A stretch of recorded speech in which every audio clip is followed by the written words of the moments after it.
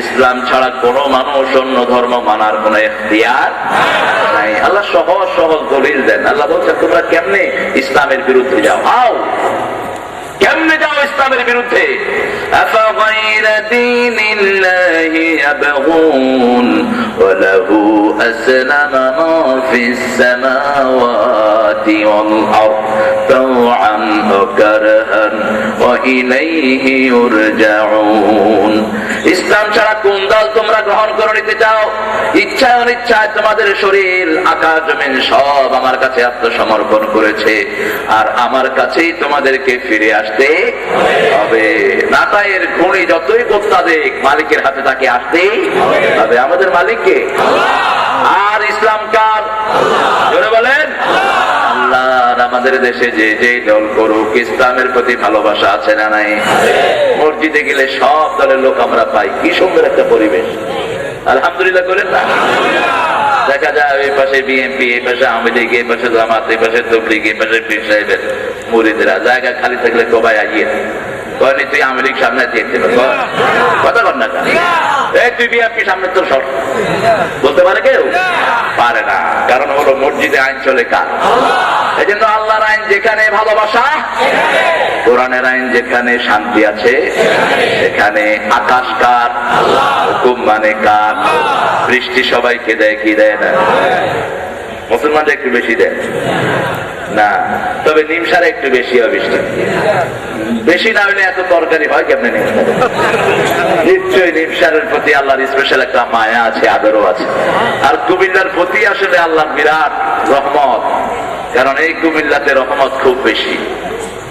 আবার কুমিল্লার পাশে একটা জায়গার তো রহমত আছে, গ্যাস, তিতাস গ্যাস। এটা বোধহয় রহমত না, কিন্তু আমাদের সরকাররা যেখান থেকে গ্যাস পায় এদেরকে দেয় না, নিজের পেটই ভরে না, এগুলো দিব কি? এটা চরম অকৃতজ্ঞতা। মক্কা শরীফে যেখানে তেল উঠে ওই জায়গার লোকদের জন্য তেল ফ্রি, অল্প সামান্য লামসাম দাম ধরা হয়, কারণ তাদের বরকত না হলে তেলটা উঠতো না, ঠিক কিনা? এই জন্য আমরা বলবো আগে ব্রাহ্মণবাড়িয়া কুমিল্লার প্রত্যেকটি ঘরে ঘরে গ্রামে গ্রামে গ্যাস দাও, তারপরে এখান থেকে নাও, তাহলে তোমাদের গ্যাসে বরকত দিবেন কে? কারণ আল্লাহ বলছেন লা ইন শাকারতুম লাযীদান্নাকুম ওয়া লা ইন কাফারতুম ইন্না আযাবী লাশাদীদ। যদি শুকরিয়া আদায় করো আমি গ্যাস আরো বাড়ায়া দেবো, নেয়ামত আরো বাড়ায়া দেবো। আর যদি অস্বীকৃতি জানাও এমন শাস্তি। জোরে বলে। সবচেয়ে বড় সূরা কোনটা? সূরা বাকারা। সবচেয়ে উঁচু সূরা কোনটা?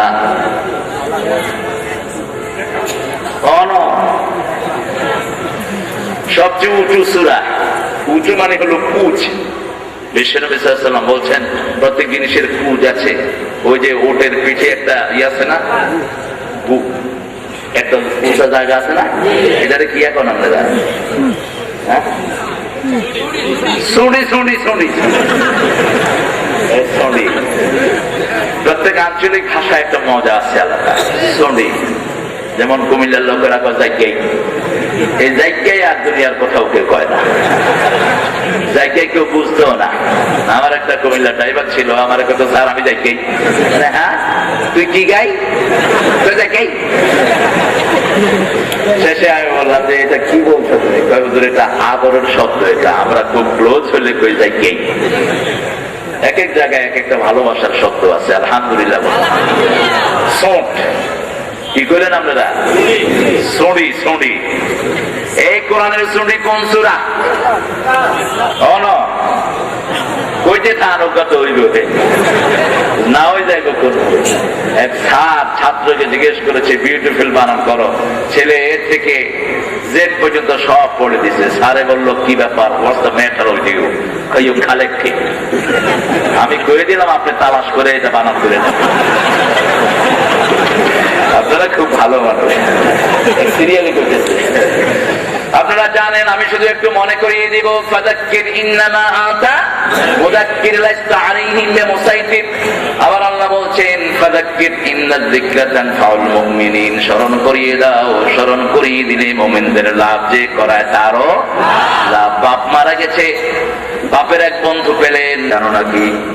তোমার আব্বা কখনো তাহাজ্জুদের নামাজ মিস করতো না, কোন মানুষ তাকে আগে সালাম দিতে পারতো?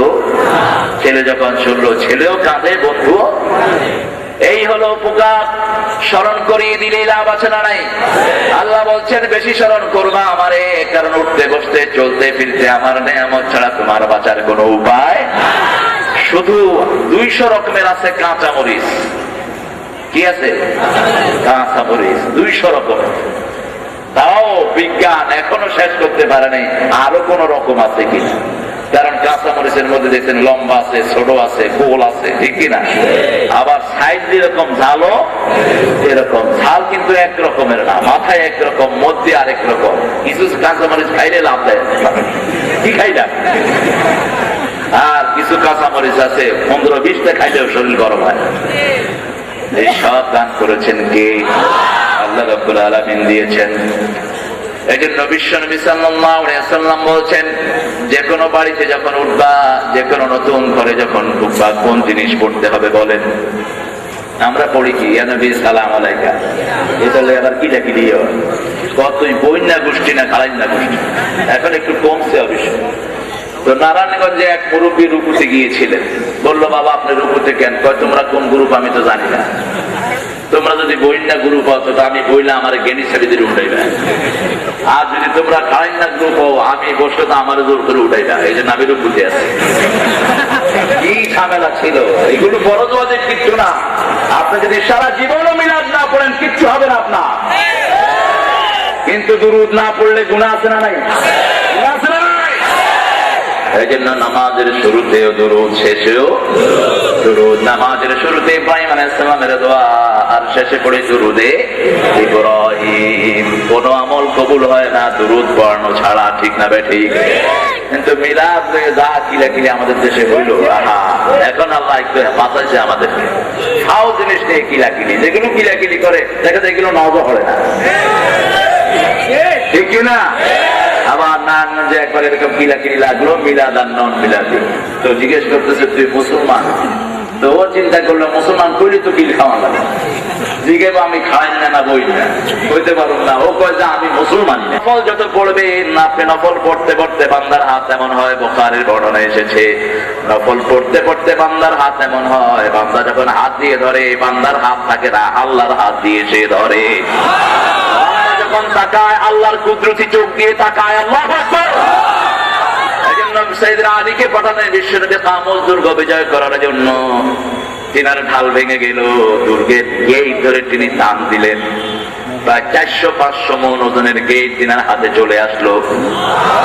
আরো আসতে কর সুবহানাল্লাহ। বিশ্বনবী শুনলেন, ফজরের সময় সাইয়েদনা আলী রাদিয়াল্লাহু আনহু হাজির হলেন। আলী যাও ওই গেটটা তুমি নিয়ে আসো, যে গেটটা দিয়ে কালকে যুদ্ধ করেছিলে গেটটা নিয়ে আসো। তিনি চিন্তা করলেন এক হাতেই তো উঠিয়েছি, এখন তো 2 হাত খালি। গিয়ে প্রথমে 1 হাত দিয়ে টেস্ট করতেছে, 2 হাত দিয়ে নিজে মাটির ভেতরে ঢুকে যাচ্ছে, 1 ইঞ্চিও লড়ে না। আস্তে আস্তে মসজিদে নববীর সকল সাহাবায়ে কেরাম আসলেন। আল্লাহর হাবিব দূর থেকে মুস্কি হাসছেন। আলী তুমি কি মনে করেছো তোমার শক্তি দিয়ে তুমি এটা করেছো? না, তুমি যখন এই দরজা টান দিয়েছো আল্লাহর কুদরত তোমার হাতে সংযোগ হয়ে গেছে। এটা তুমি করো না, এটা করিয়েছেন কে? বদরের যুদ্ধে সাহাবায়ে কেরাম খেজুরের ডাল দিয়ে কাফেরকে কোপ মেরেছে। কাফের 2 ভাগ হয়ে ঘোড়াও দ্বিখণ্ডিত হয়ে গেছে। আল্লাহ বলেন ওয়ামা কাতালু ওয়ালাকিন্নাল্লাহ কাতালু। তোমরা হত্যা করো নাই, তোমরা খেজুরের ডাল উঁচু করেছো। হত্যার কাজটা আমার আল্লাহই করে দিয়েছে। সেই আল্লাহ এখন আছে না নাই? সেই আল্লাহর ইসলামকে মানুষ কত দলিত করবে, সেই আল্লাহ চুপচাপ বসে থাকবে না, ঠিক কিনা? ইসলাম আছে যেখানে আমরা আছি, কোরআন আছে যেখানে আমরা আছি, আমরা নূর নিয়ে যেতে চাই। কারণ মৃত্যুর পরে নূরের দরকার আছে না নাই? আল ইসলামু নূরুন ওয়াল কুফরু যুলমাতুন। আল ইসলামু হাক্কুন ওয়াল কুফরু বাতিলুন। আবার বিশ্বনবী সাল্লাল্লাহু আলাইহি ওয়াসাল্লাম বললেন, কোরআন শরীফের 2টি জায়গা এমন আছে এগুলো পড়লেই আল্লাহ শরীরে নূর দিয়ে দেয়। এই 2টি নূর পড়ে যে আল্লাহর কাছে যা চাইবে আল্লাহ তার সব চাওয়া কবুল করে নিবে। কি নিঝুম নীরবতা বিরাজ করছে। আল্লাহ হেদায়েত করুন। কি আর কতবার বলেছি এগুলো, আশেপাশে বলেছি, অবশ্য আপনাদের এখানে কোথাও বলা হয়নি। দুটি নূর এখন আমাদের দেশে দুনিয়াতে থাকতে কোরআনের নূর তালাশ করে না, মৃত্যুর পরে তারা করে। রাসূল বলেছেন কোন কবরে মাটি দিবা না। কার কথা? মদিনায় গিয়ে প্রথম কথা বললেন সাইয়েদনা আলী রাদিয়াল্লাহু আনহু, আলী যতগুলো কবর উঁচু দেখবা, ইমারত দেখবা, ভেঙে মাটির সাথে সব মিশিয়ে দাও। মাজারের কাছে চাওয়ার কিছুই নাই, কিন্তু আমরা মাজারে তো চাই আর বানিয়ে নিয়েছে। কেউ ফেরে না খালি হাতে। একটু চেঞ্জ পেয়েছেন আপনারা, খাঁজার তার নিজের জন্যই কিছু করার নাই, ঠিক কিনা? কি করবে সে আপনার জন্য? একজন মরা মানুষ কবরে যখন থাকে, বিশ্বনবী বললেন কাল গারিক ফিল বাহর, সাগরে ডুবন্ত ব্যক্তি যেরকম অসহায় থাকে, একজন কবরের মুর্দা এরকম অসহায় পড়ে থাকে। যখনই তার পাশ দিয়ে যাও, তাকে সালাম দাও। কি দাও? সালাম দাও। একটা নবী আলাইহিস সালামদেরকেও সালাম দেওয়ার নিয়ম আছে না নাই? সবাইকে সালাম দাও। আমরা নবীদের জন্য সালাম দিই, শিখিয়েছেন কে? সুবহানা রাব্বিকা, পড়েন সুবহানা রাব্বিকা রাব্বিল ইজ্জাতি আম্মা ইয়াসিফুন ওয়া সালামুন আলাল মুরসালিন আলহামদুলিল্লাহি রাব্বিল আলামিন। रहमतन लिल आलमीन, सरदारे अल कौनाइन, कमली वाला प्यारा नबी, नाओ गो सलाम, नाओ गो सलाम। कमली वाला प्यारा नबी, नाओ गो सलाम, नाओ गो सलाम। अल्हम्दुलिल्लाह बोले। একটা সিফতি নাম যোগ করবেন বিশ্বনবীর সাথে, ইয়া নবী সালাম আলাইকা। এভাবে হাদিসে আসে নেই কোন সালামের সিস্টেম, কারণ নবীকে যখনই আল্লাহ ডেকেছেন ইয়া আইয়ুহান নবী, ইয়া আইয়ুহান নবী, আলিফ লাম লাগিয়ে দিয়েছেন। আবার ডেকেছেন ইয়া আইয়ুহান, আছে কোথাও? কোথাও ইয়া মুহাম্মদ নাই, বরং আল্লাহ ডেকেছেন ইয়া আইয়ুহাল মুদ্দাসসির কুম ফাআনদির ওয়া রাব্বাকা ফাকাব্বির ওয়া সিয়াবাকা ফাতাহহির ওয়ার রুজজা ফাহজুর ওয়া লা তামনুন তাস্তাকসির। ওগো ও কামলিওয়ালা, ইয়া নবী সাল্লি আলা, তোমারে মনে পড়েছে, তোমারে মনে পড়েছে, কি যে কি মন্ত্রণাতে হয়েছে। আল্লাহু আকবার। শীত আছে যেখানে, কম্বল আছে সেখানে। আদম আলাইহিস সালাম বোধহয় কম্বল পরেন নেই। এত 2,24,000 পয়গম্বরের কথা। রাসূলি লা নুফাররিকু বাইনা আহাদিন মির রুসুলি ওয়া ক্বালু সামি'না ওয়া আতা'না গুফরানাকা রাব্বানা ওয়া ইলাইকাল মাসীর। লা ইউকাল্লিফুল্লাহু নাফসান ইল্লা وسعها لها ما كسبت وعليها ما اكتسبت ربنا لا تؤاخذنا إن نسينا أو أخطأنا ربنا ولا تحمل علينا إصرا كما حملته على الذين من قبلنا ربنا ولا تحملنا ما لا طاقة لنا به واعف عنا واغفر لنا وارحمنا أنت مولانا فانصرنا على القوم الكافرين। বলুন আমিন। এই আয়াতটি খুব বেশি বেশি পড়া দরকার, এই দোয়াটি বেশি বেশি পড়া দরকার। আমাদের অপকর্মের কারণে গার্মেন্টসে 150 লোক জ্বলে ছাই ছাই হয়ে গেছে। আমাদের অপকর্মের কারণে চট্টগ্রামে কালভার্ট ভেঙে মানুষগুলো দুনিয়া থেকে বিদায় হচ্ছে। গত একটি মাসে 450 লোক বিদায় হয়েছে। 450 লোক। কোন যুদ্ধ নাই, কিছু নাই দেশে। সে দেশে নরমালি 400 লোক বিদায় হয়েছে, কারো কোনো চিন্তা নাই। অথচ এক একটা জীবনের দাম সারা দুনিয়ার চেয়ে। কার কথা? আল্লাহ আল্লাহ বলেছেন আমার কোন গোলামকে যদি কেউ হত্যা করে, সারা পৃথিবীর মানুষ হত্যা করলে যত গুনাহ, অত গুনাহ আমি তার আমলনামায় চাপায়া দেব। কান্নামা কাতালান নাস জামিয়া, আমার একটা গোলামকে যদি কেউ বাঁচায়, সারা পৃথিবীর মানুষকে বাঁচানো হয়েছে লাইলাতুল কদরে। কেউ যখনই কোরআন পড়ে তার জিহ্বাটা কদরের মতো দামি হয়ে যায়।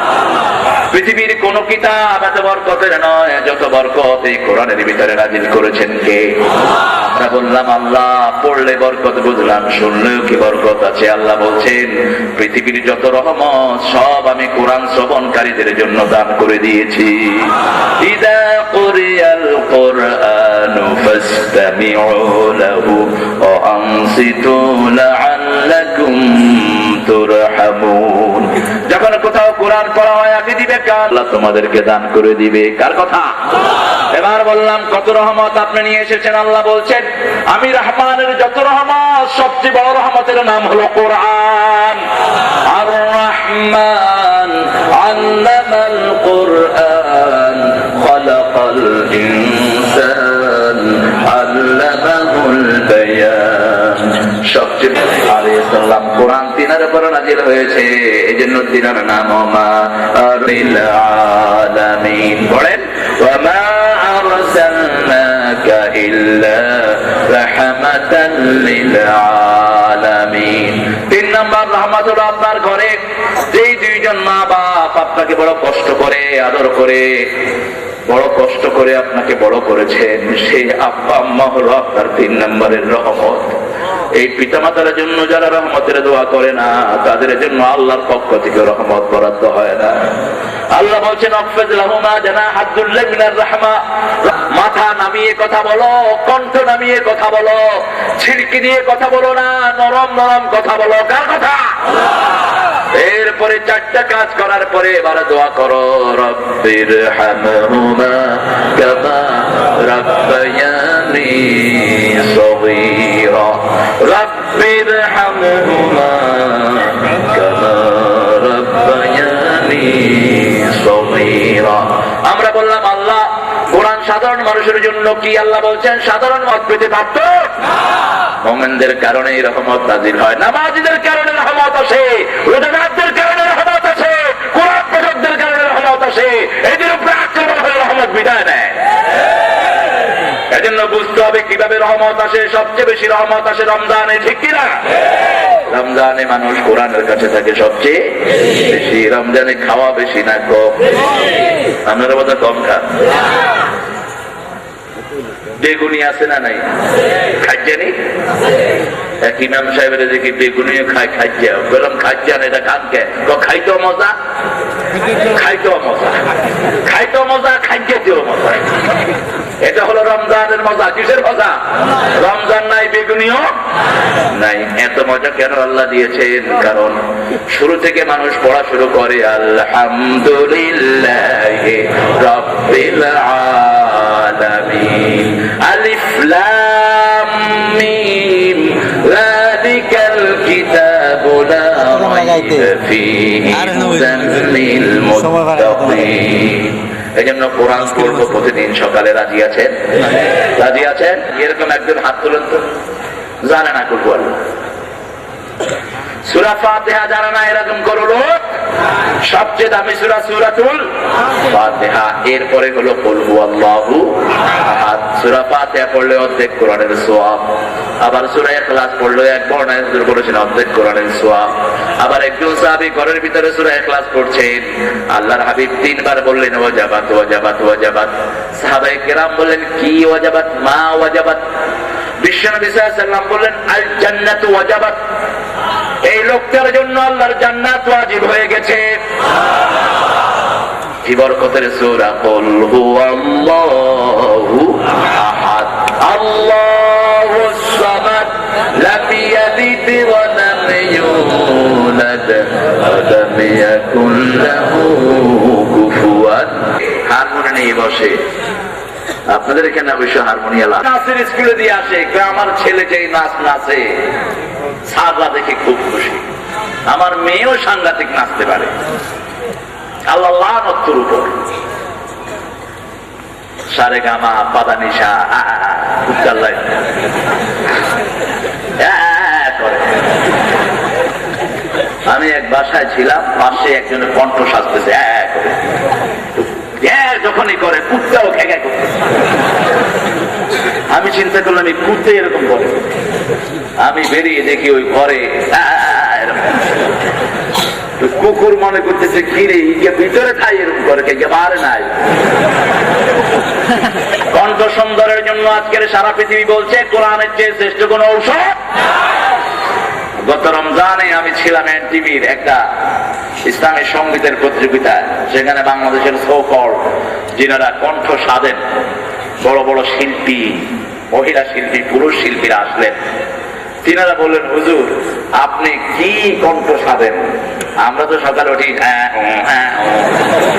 সারে গামা পাদানি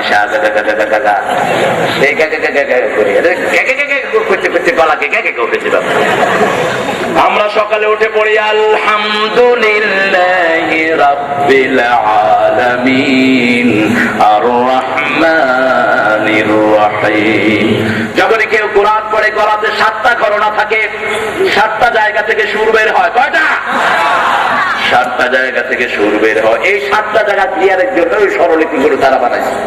অথচ কোরআনের যে কোনো একটা সূরা পড়লে ওই 7টা জায়গায় ক্লিয়ার হয়ে যায়। কোরআনের কারীদের মতো সুন্দর কণ্ঠ দুনিয়ার আর কারো না। এই জন্য কোরআন তেলাওয়াত করেন, এর যে শ্রেষ্ঠ নিয়ামত আর কিছুই। বিশ্বনবী বলছেন, মাল্লাম ইয়াতাগান্না বিল কোরআন লাইসা মিন্না। যে কোরআন সুর করে পড়ে না সে আমার উম্মত হতে পারে। সবচেয়ে সুন্দর হলো কোরআন। সবচেয়ে সুন্দর কি? কোরআন। আপনারা উঠা বসা করেন কেন?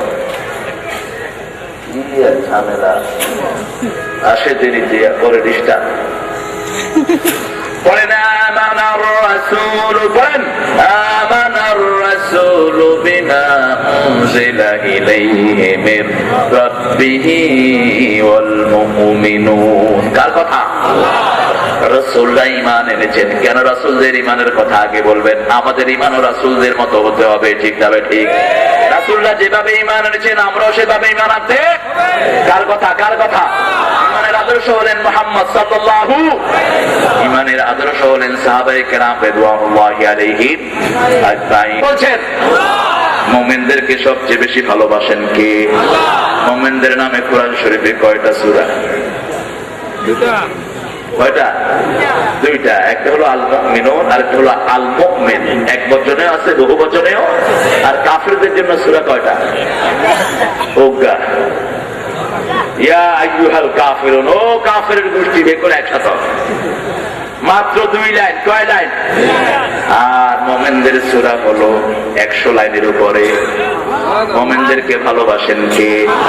ঈমান আছে যেখানে সফলতা সেখানে ঈমান না। নামাজের সওয়াব, অসংখ্য রোজার সওয়াব, হজের সওয়াব নিয়ে কিয়ামতের ময়দানে যাবে, কিন্তু সাথে সাথে মানুষের হক মেরেছে। মানুষের হক মেরে পদ্মা সেতু পেটে ঢুকায় ফেলছে।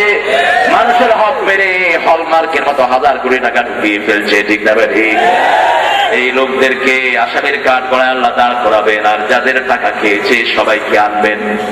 আনার পরে বলবে, এখন তোমাদের হক নিচে থাকো। দিতে দিতে তার নামাজ শেষ, নামাজ শেষ, রোজা শেষ, হজ শেষ, যাকাত এখন পাওনাদার কিন্তু এখনো শেষ হলো না। এবার পাওনাদাররা এসে বলছে, আল্লাহ আমরা কি নেব? কয় কি নিবি তোরা ঠিক কর।